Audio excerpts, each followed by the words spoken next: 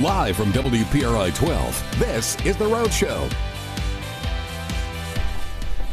Good morning, everyone, and happy Eclipse Day. Woo, we're finally calling it Eclipse Day. It's finally here. It's finally here. You're taking a live look outside at a clear and sunny day in North Kingstown. Look at that. You know, there was this big bright thing in the sky this morning, and I didn't know what it was called. Something like the sun or like rhymes with bun. I walked outside of my house last week on maybe Friday, and I saw the sun, and I thought, oh, yes, it still exists. Oh, my God. It still exists. Still exists, thank goodness. Did you have a good weekend? I did. Good morning. I'm Will Gilbert. He looks a little different, right?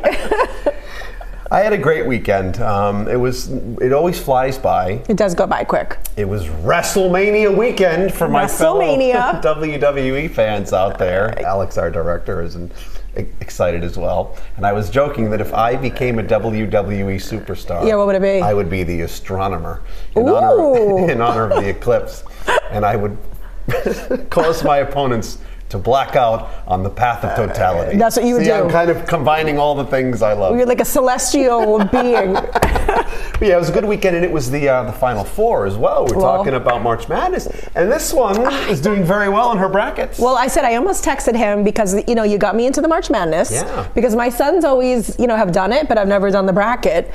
And so last year I was horrible at our bracket. This year I'm actually doing okay, but I have like the two teams in the final two. Is that what it's called? The final two? The final championship game is the final game is the championship game tonight. Purdue Boilermakers, Connecticut Huskies, and you've picked them both. I don't know how it happened, but for some reason I have both of these guys in it. Our very own celestial event. Right, both celestial. So go Huskies. That's all I'm going to say. I think UConn's probably going to win. Do you think so? Audrey, they've been just destroying opponents. But like this is what worries me is that like tonight something will happen where like Purdue will win. I hope so. I'm rooting against you. Are you really? Not because of you. I'm just tired of them winning everything. I could win some cash too. I'm in a bracket, so there we go. All right, I like the sound of that. You like some cash? I'm going to back your pick so that if you win, you will buy me some coffee or something. We'll get some coffee. Yeah, but I love it. I love the NCAA tournament. You know, and we'll have the big Roadshow bracket madness. We'll have the big Roadshow bracket. You don't want to miss that. We don't have the. Although Ashley is still in the lead. Well, I don't want to say anything. Okay. You're going to have to wait till tomorrow. Okay.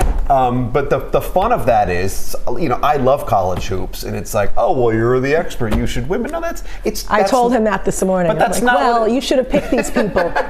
This is the fourth year in a row we've done this, and that's the fun. You pick at random, and you see who runs away with it. Right. But it was a good weekend. It was a good weekend. It always flies by, though. Like it does always fly by. Well, today is the big day. It's the big day. And we're going to be talking more about the huge eclipse later in today's edition of The Rhode Show, but this is the one that people have been waiting for. Absolutely. And while we are not in the path of complete totality, that's right, the eclipse is something that you don't want to miss, especially outside, like a beautiful day like today. That's right. On that note, we want to check in with meteorologist Stephen Metrograno with a look at the day ahead. Stephen, are you excited? Are you ready to go? Talk to us, buddy. Yeah, guys, I have my glasses ready to go for later on today. The weather for today is looking really good. Sunshine, temperatures in the 60s. Now, I want to talk about the difference between a partial eclipse, which is what we're going to be seeing, and a total eclipse, which is what we'll be seeing up north. So partial eclipse, dimmer sky. You can see, again, the moon tracks over the sun. We'll be seeing about a 90% of coverage here later on this afternoon. The peak is about 3:30. May see some brighter stars. They may be visible. Our friends up north in northern New England, this is what they'll be seeing, a total eclipse. That means total darkness. It'll be like it's 9 o'clock in the evening across parts of those areas in the path of totality. So for us, again, we're looking at the beginning of the stages of the eclipse to be about 2:15. The peak will be around 3:30. So that's the maximum coverage, 90% of the sun being covered. This is what it'll look like. You can still see some light here. The crescent shaped here, that is the 10% of sunlight still visible even during the peak. It all wraps up, though, as we go towards about 4:30, 5 o'clock, as that sun becomes fully visible. So for us to, to see a dimmer light here, that's about it. We're not going to be seeing the full effect of the eclipse here locally, but the forecast looking pretty good. Sunshine, some high, thin clouds shouldn't really prohibit or hinder anything in terms of visibility. Temperatures upper 50s to around 60 degrees. Again, looking at nice weather, but have those glasses with you. Some things to keep in mind, though, as well. Again, have the glasses with you. You need those when you're looking at the sun. Find a good viewing spot. Anywhere really you can see the sunshine is a good spot, but maybe somewhere higher up, away from trees, away from buildings. Also, of course, as we always say, do not look directly into the sun. That goes for today. And as well, by the way, don't use your phones and the phone camera because the sun can actually damage the cameras on your phone. So don't use those. It'll be another problem you have to take care of. So again, enjoy it. Be safe later on today as the sun, again, the solar eclipse is expected to start around 2:15, peak around 3:30 here, then end around 4:30 later on today. So guys, hopefully you guys have your glasses ready. I'm writing down these numbers. I don't want to miss everything that Stephen said for us to be aware of. Now, the next one in terms of, is there a year, is there a forecast, Stephen, on when this will happen again? Partial, full, it's how many years? So the next one across the lower 48 is going to be in 2044. So we have quite some time to see that one. Now there's going to be another one that crosses over the 95 corridor in our region, but not until about 2079, I believe. So oh my God. Quite some time away.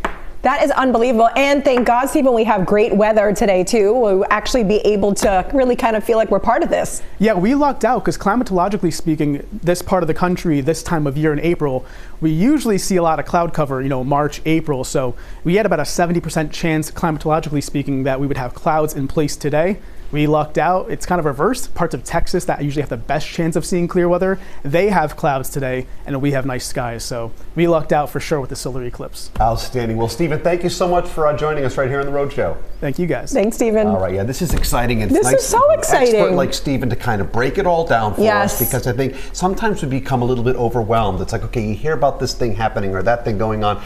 He knows exactly what's happening. He knows exactly, and he knows the times, right? So what did he say, 2:15? I told you. You were supposed to write it down. I was just pretending to write down. 2:15 to 4:30, right? Yes. So that's the time block. AM. And again, don't look directly into the sun. AM. No. It's over. We all missed it. I'm being wise, but and Will, of course, as he was talking, he's up there. Oh my God, Will! If you watched last week, he was so excited on Friday telling us about this. Yes. He lives for stuff like this, so he was all about getting up there, and he's going to be in like total totality. He's like Will Nye, the science guy.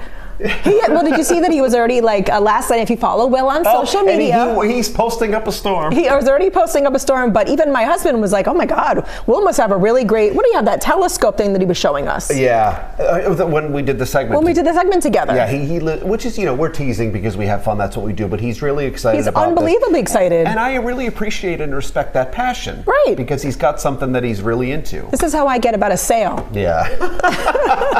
If there's a good sale, I'm all about it. And this is how I get about a Metallica concert or whatever. So everyone has their thing, which is great. Well, WPRI 12's meteorologists will keep you updated on air and online with the weather and, of course, the path of totality throughout the day. Absolutely. And now parts of Vermont, New Hampshire, and Maine are in the path of totality, and hundreds of thousands of people are there for this really big event. Including our dear friend and co-host, That's Mr. right. Gilbert. Among them also is WPRI's meteorologist, TJ Del Santo, who caught up with some of the tourists visiting Vermont to see the eclipse.